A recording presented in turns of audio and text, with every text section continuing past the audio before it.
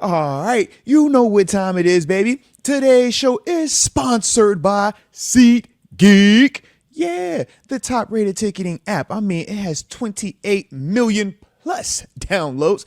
I mean, yeah, that's a lot. That's a lot. But then on top of that, they offer over 70,000 plus events from concerts to sporting outings. I mean, you obviously know what we talk about over here, that beautiful team that wears black and gold. And what better way to follow your squad than to actually see them in person? And that's the beautiful part about this cool little app they have. I get to just click how many seats, how many tickets I want. I want two. All right, because just me and the lady. And then from there, let me see which because this is the next time they're at home on October 12th. You know what I mean? So I got all the options. It gives me little views and stuff like that. Tells me if the seats are good or even great and all the other things along with it. So that is the cool part. But more importantly, if I'm talking about it, I'm talking about it because I'm here for you. Okay. So when you download the SeatGeek app, when you make your first purchase on tickets to whatever the event is, use the promo code Moats.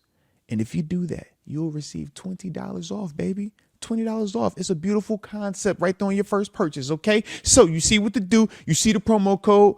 Don't miss out. Don't miss out. But you know what time it is now, so let's go.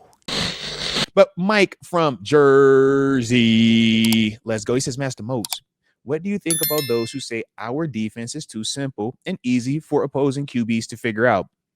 There are two different concepts when it comes to playing defense in this league. You got the ones that want to try to overwhelm with a robust menu of 60 plus calls, and they have their pros to that, but there's some cons to that as well. And then you have the other side, which is small menu, big understanding, where they're only going to have a handful of calls, but can you stop them, right? And this is a different mode that you can take. I've been a part of both. And like I said, man, I like both. Honestly, man, I don't have a hard line one way or the other. When it comes to the big menu, you get a lot of options to Rolodex through.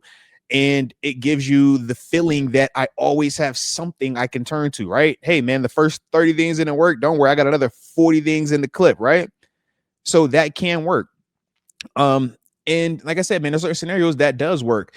And we've done that actually in Pittsburgh before, right? I know during our time, man, 14, 15, especially early on, and with LeBeau, it was like the big, massive menu. And that's why you really didn't have rookies playing because they just would feel overwhelmed, right?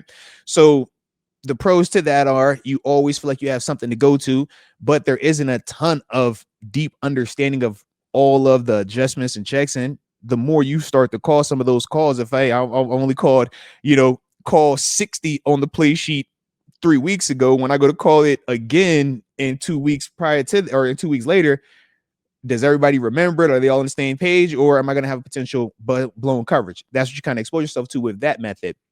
Now, the flip side is when you say small menu, big understanding, hey, man, we only come into this game with 20 calls.